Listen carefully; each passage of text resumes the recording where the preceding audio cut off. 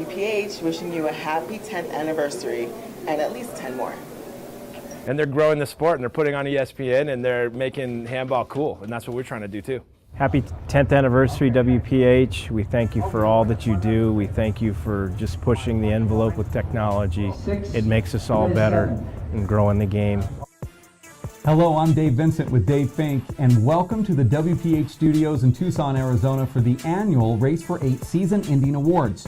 The 2014-15 R48Pro Tour, powered by ESPN and the Watch ESPN app, featured great handball players, great people, and great locations, all highlighting the greatest sport that we know, handball.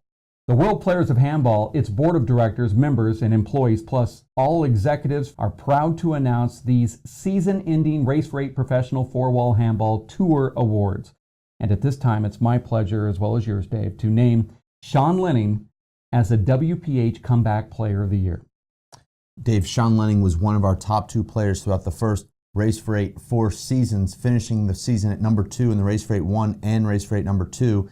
He was ranked as high as number 1 in 2012. He had a terrible collapse in the Race4eight 3 season, didn't seem like himself. He wasn't motivated, didn't have the enthusiasm to play the game, dropped all the way out of the top 8, barely qualified for the Players' Championship last season, but resurrected his career, Dave, starting with the pre-Plumber Bash, the pre-race bash in October, defeating Luis Moreno there, and just seemed to get better with each event. Made the finals in Houston with a couple of amazing victories over Luis Moreno once again, and Mondo Ortiz fell to Paul Brady there, but then he culminated with an amazing victory, his first WPH Players' Championship in Salt Lake City, defeating Mondo Ortiz. Okay, since we're on the subject of Sean Lenning, our next winner comes from the category Match of the Year, and Sean Lenning was part of that. Well, there was so much on the line there, and in the finals of the WPH Aces Players' Championship in Salt Lake City, both guys gunning for their first WPH Players' Championship. For Mondo Ortiz, he entered the event just 6-8 on the regular season, had not advanced past the quarterfinals throughout the entire regular season. Sean Lenning, of course, was in the finals in Houston and now making his second final of the season. And Dave, it was an amazing match. There was so much electricity, one of the biggest crowds we've ever seen on the Race4eight Tour. Mondo Ortiz takes that first game 15-3. He's just 15 points from claiming the Players' Championship. Sean Lenning changes that momentum. He's got that great serve and underrated movement, and he flustered Mondo in that second game, seemed to get to everything, hit 7 aces in that second game, tied the match at 1 game apiece. Mondo gets up 6-2 in that tiebreaker to 15, and it seemed like maybe Mondo's back on track, but Sean Lenning does what he does. He started firing off those amazing aces and some incredible kill shots, diving on one knee 5 or 6 times to take a 14-8 lead. Mondo makes a couple of great gets. People are thinking maybe we could see a comeback here, but it was Sean Lenning who closed it out 15-9. Certainly the match of the year on the Race4eight Tour. Well, it's always great to start off with a award presentation by naming Sean Lenning twice. He wins the Comeback Player of the Year, and then he's part of a very memorable match as the match of the season for the Race4eight men versus Mondo Ortiz there in Salt Lake City. So congratulations out to Sean Lenning. Happy 10th anniversary, WPH. You know what? I'm alive today because of the WPH. Happy 10th anniversary, WPH. Happy 10th anniversary, WPH. Happy anniversary, WPH. The fourth 2014-15 World Players of Handball Race4eight season-ending awards continue, keeping our attention to the category that the fans love the most and continuing with the Match of the Year category. We have the men's qualifier, men's senior, women's elite, and men's playoff matches of the year. That's right, Dave. A lot of people don't get to see these incredible qualifier matches because they take place before the cameras roll into town. But you see some of the hungriest, youngest, great players, future stars in the game in action. And Dave, it's all or nothing in that qualifier. If you lose in that qualifier, your tournament is over. So these guys know that everything's on the line. And we saw that from 2 amazing players.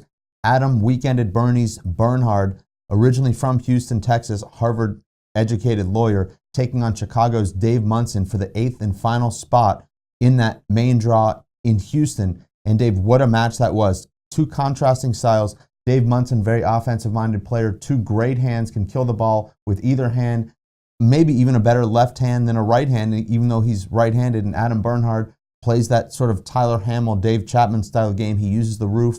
He uses a lot of angles, and he just waits for his opportunities. But it was Munson, Dave, just exploding, dazzling this gallery, even though it was a partisan Bernhard gallery. taking a 24-20 lead with some of the best kill shots I think we've seen all season. He went for it on match point at 24-20, came up just short, just enough for Weekend at Bernie's to tie the score at 24. Had a great scoring streak, including a couple of clutch kills, a 37-footer to tie the match at 24. The two went back and forth to 26, became the longest match we've ever seen in qualifier history. And then Weekend at Bernie's comes out on top, Dave, 28-26. It was sad to see Dave Munson lose because he played so well, but Adam Bernhard continued his great season. He qualified for the second time there, and he deserved the Race4eight qualifier match of the year. Big congrats to both of those guys, Adam Bernhardt and Dave Munson, for putting on a great show. Hey, this is Abe, and I'm here with Alfredo Herrera. Hey, WPH, happy 10th anniversary. Happy anniversary. It's a big difference, a lot of changes since I've played. And when I left, there was no ESPN, and so it's coming really far, I think. The guys are doing a great job, all of you. It's amazing to see, and how hard you guys work. So, Happy 10-year anniversary, WPH. The WPH Race4eight Season 4 Awards honors those that provided fans with amazing comebacks, jaw-dropping displays of athleticism, professionalism, character, and sportsmanship. Today, among others, we announced the men's senior and women's elite matches of the year 2014-15 season. Let's begin with Nadi Alvarado versus Marco Chavez from Tucson, Arizona, 40-plus finals, then move on to the women's match of the year a little bit later on. This one was exciting because there was some friction between the two players, and it really came out midway through that match and then certainly toward the end. You know, Dave, we talk a lot about the camaraderie on the tour. A lot of the players are very good friends. I don't think you can say that about these two finalists, Marco Chavez and Nadi Alvarado Jr. This is a very acrimonious rivalry, which is fun for the fans, and we saw that throughout this match. Nadi Alvarado had only lost to Marcos one time in their 20-year pro career. That was at the Race4eight in Houston in the previous year. Nadi started very well in this final, Dave, led 14-10 in a one-game match to 25. He had a rekill opportunity that would have made it 15-10, cruising into halftime. He just misses it by about an inch. And from there, Marco Chavez just completely took over. He grabbed the momentum. He started making some, like you said, jaw-dropping shots, back wall, flat rollouts, dump kills, paddle kills, just completely in control of the match at that point. And he was talking, Dave. He had the crowd involved. He had Nadi flustered. He was feeling it, and he goes on to win that match 25-16. Certainly one of the most exciting displays of handball we saw all season. It was fun. Fans are still talking about it. I want to go back and watch it on demand. And I know you already have. And there's some really weird friction and kind of controversy and fist pumps from Marco Chavez, where it was sort of like in your face, but the play's still going on, and just, you know, kind of crazy things that you'll talk about 20 years from now. And since we're on the subject of Marco Chavez, it's my honor, and yours too, Dave, to name him as the 40-plus Player of the Year. Well, of course, it started with that victory against Nadi Alvarado in the first senior Race4eight stop of the season in Tucson. In Houston, in the very next event, he was upset in the semifinals by Tyler Hamill. He didn't play in New York, so he was in jeopardy of not defending that senior Race4eight Player of the Year. He needed to win in Salt Lake City and for Andy Shad to not make the finals to finish the year at number one, and that's exactly what happened. Marco Chavez breezed through the bottom half of the draw as the number 2 seed, defeating Dan Armijo and Dan Zimmett, and he faces Tom Sheridan in the final, who came through Chris Watkins and Andy Shad. And Dave, they had a great match there, but it was Marco Chavez holding off the 47-year-old Irish rookie 25-16 to win that Aces Players Championship and also Senior Race4eight Player of the Year. Congratulations, Marcos. Continuing with the Match of the Year category, the best women's match, Katrina Casey versus Aisling Riley at the Players Championship in Salt Lake City. Dave, it was a lot of fun, and I think that's the reason why it deserves this nod. Well, this was a match 2 years in the making. These two ladies have been playing for the biggest titles in women's handball since 2013, meeting in virtually every major final since then. Katrina Casey's had the edge on the women's Race4eight Tour, having never lost to Aisling Riley or never lost a match ever in the history of the tour. Katrina Casey had defeated Aisling Riley 5 consecutive times going into the All-Ireland Championships, which was just 3 weeks prior to Salt Lake City. Aisling Riley focused for that event, and she defeated Katrina pretty handily there, and you knew that it was going to be an unbelievable show when they met in Salt Lake City, and it was just that. Aisling Riley overpowering Katrina Casey, winning that first game 15-2. We've never seen Katrina Casey drop a game like that, but to her credit, Katrina Casey showed that class and the poise that she has, demonstrating that she was able to adjust to what Aisling Riley was doing. She built an 8-1 lead in that second game. She held on. Aisling Riley didn't give up, She caught all the way up to 12-13 before Katrina Casey finally evened the match at 1 game apiece. And the tiebreaker, Dave, just featured some sensational rallies, a number of 20-shot rallies. I believe it was 12 20-plus shot rallies in that third game, most of them ending on amazing kill shots from both ladies. In the end, it was Katrina Casey claiming her second consecutive women's Race4eight Players Championship. And Dave, you could see the crowd didn't want to leave their seats even after the match. As you interviewed her at the sideline, everyone there was coming in as close as they possibly could to hear what Katrina had to say. And it was very interesting because she said, I had to make adjustments.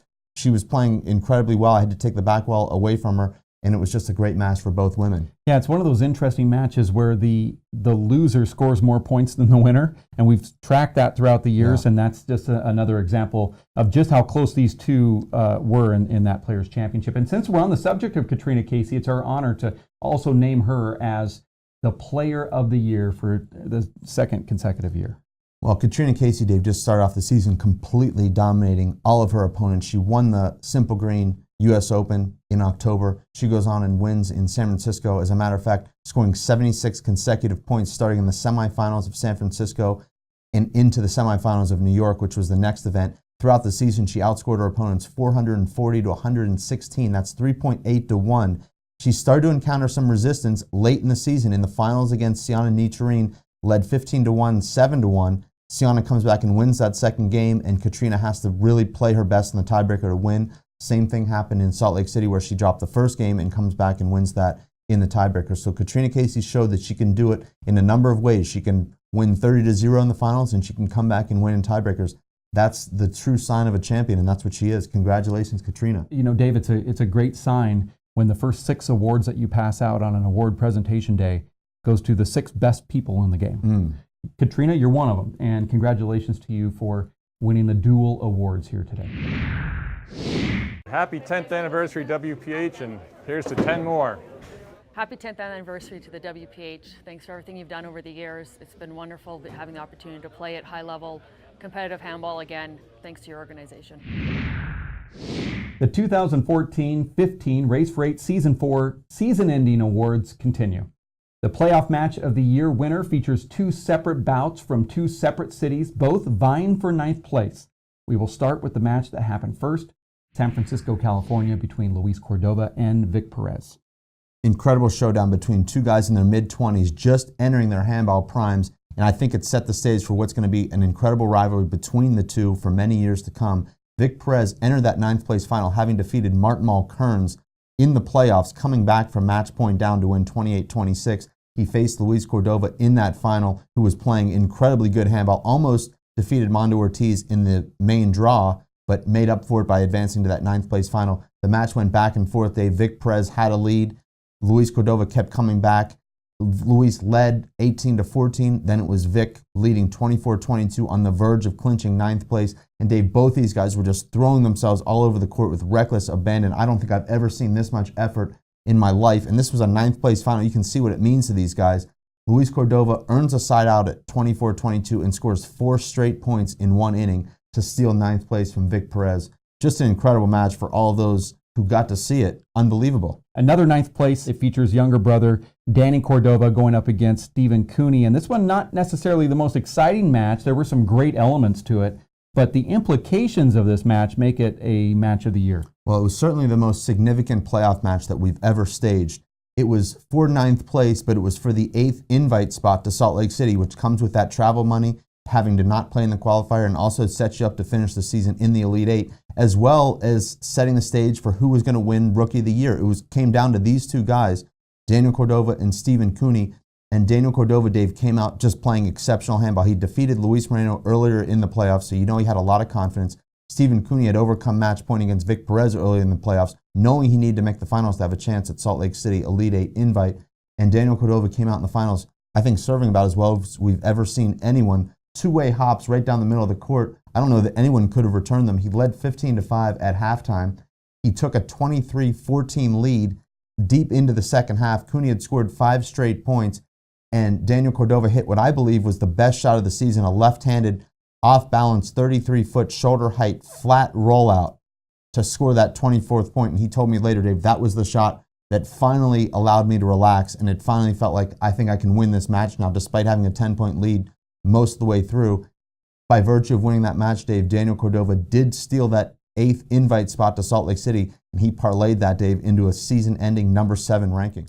And then when I got that point at 24, that was such a relief because I wasn't going for that at all. I mean, I was trying to hit something else. I missed it.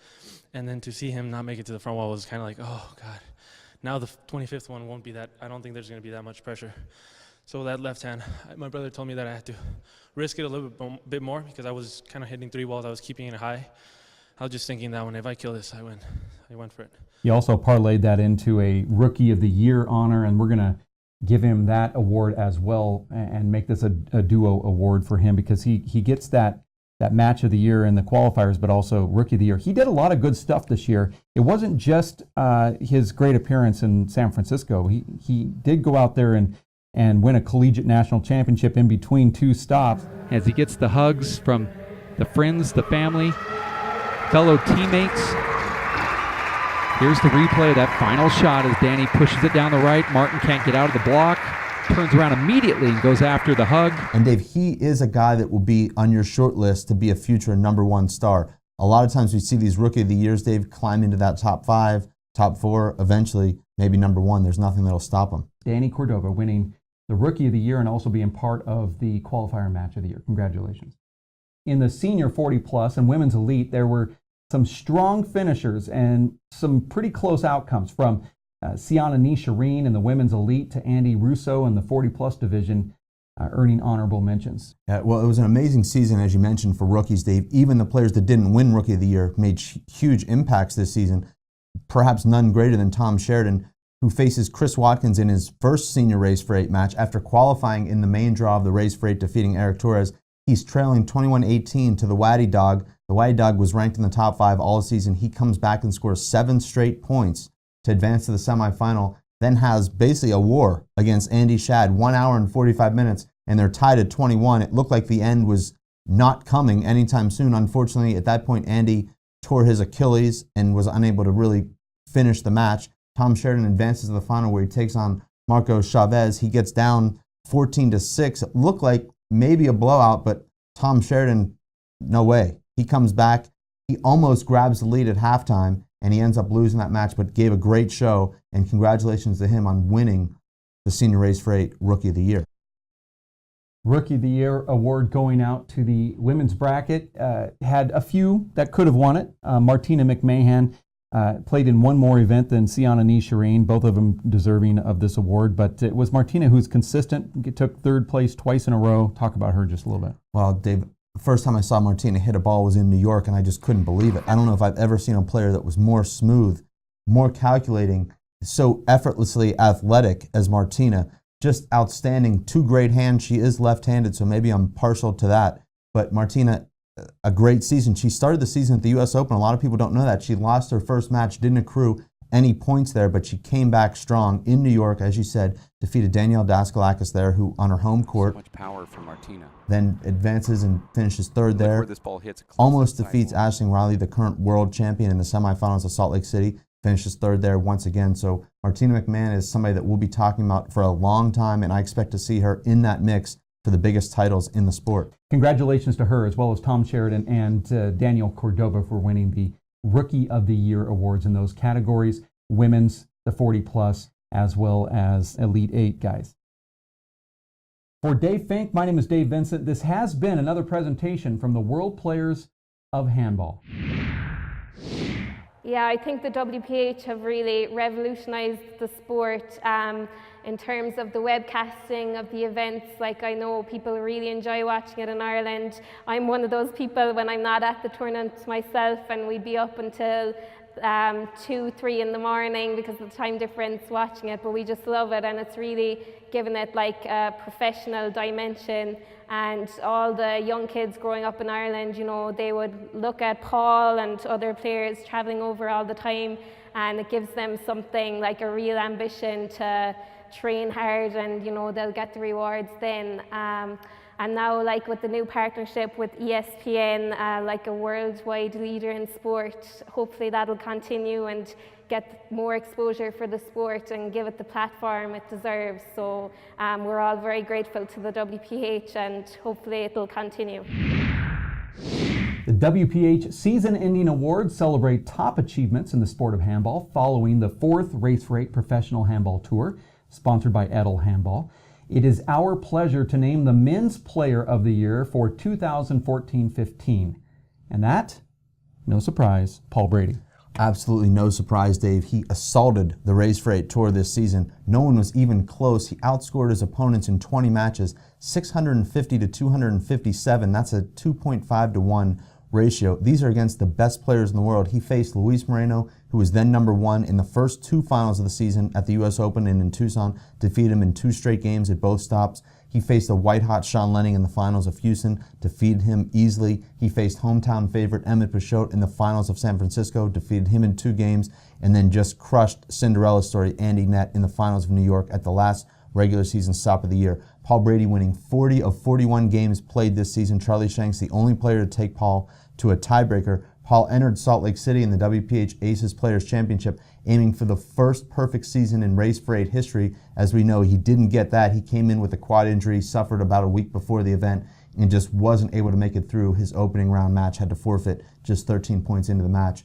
Dave, Paul Brady, since 2004 when he won that Ultimate Showdown and $50,000, has been the game's most dominant player. You could argue the most dominant player in the history of the game. He's lost just 2 matches since 2005, one to Luis Moreno, one to Mondo Ortiz. He's avenged both of those defeats. He's won every major title in the sport, and now he's our Race4eight Player of the Year for the first time. Congratulations. Yeah, you know, Paul said to me before the season started, this is one that I want to get. And it seems like when Paul wants something, and if it drives him, he goes after it. And it was scary to know that before the season started, that this meant so much to him, getting this Players' Championship trophy, and he certainly got it. So he deserves it. Other than that last match, and it's kind of odd that when you see a scratch or an injury forfeit, you don't see it when the player's leading. Mm-hmm. He could have seemingly just continued on with that one leg and probably could have won. Paul is amazing, and we want to thank him as well as all of the others for putting on a great show this year for the Race4eight season number 4 as we get ready for season number 5. So congratulations to you, Paul Brady, and those honored before you. What? It's been 10 years? This is crazy. It seems like yesterday this tour started. Well, happy birthday, happy anniversary, WPH. Hope we go another 10 and another 20 and then another 30 after that. Keep going strong, keeps getting better and better. Love you.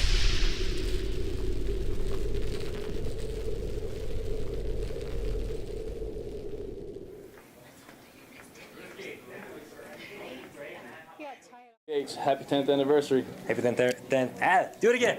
Am I looking at the camera now? Exactly, yes. Okay. Want to hold the ball? This is always such a So you're zooming in.